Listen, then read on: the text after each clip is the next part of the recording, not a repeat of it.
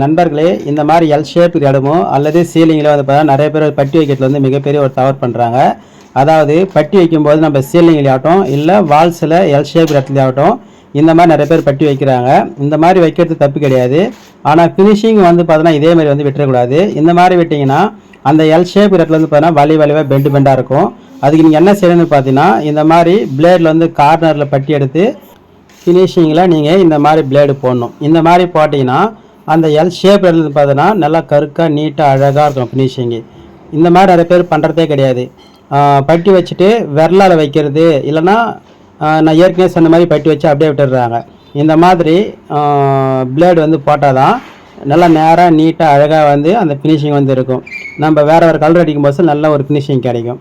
இந்த தகவல் பிடிச்சிருந்தால் லைக் பண்ணுங்கள், நம்ம சேனலை சப்ஸ்கிரைப் பண்ணுங்கள். தேங்க்யூ ஃபார் வாட்சிங். நண்பர்களே, இந்த மாதிரி எல் ஷேப் இடமோ அல்லது சீலிங்கில் வந்து பார்த்தா நிறைய பேர் பட்டி வைக்கிறதுல வந்து மிகப்பெரிய ஒரு தவறு பண்ணுறாங்க. அதாவது பட்டி வைக்கும்போது நம்ம சீலிங்லேயாகட்டும் இல்லை வால்ஸில் எல் ஷேப் இடத்துலையாகட்டும் இந்த மாதிரி நிறைய பேர் பட்டி வைக்கிறாங்க. இந்த மாதிரி வைக்கிறது தப்பு கிடையாது. ஆனால் ஃபினிஷிங் வந்து பார்த்தோன்னா இதே மாதிரி வந்து விட்டுறக்கூடாது. இந்த மாதிரி விட்டிங்கன்னா அந்த எல் ஷேப் இடத்துல வந்து பார்த்தோன்னா வலிவாக பெண்டாக இருக்கும்.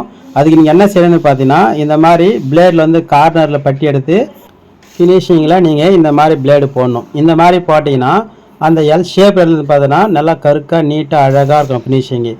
இந்த மாதிரி நிறைய பேர் பண்ணுறதே கிடையாது.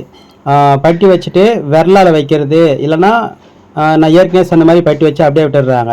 இந்த மாதிரி பிளேடு வந்து போட்டால் தான் நல்லா நேராக நீட்டாக அழகாக வந்து அந்த ஃபினிஷிங் வந்து இருக்கும்.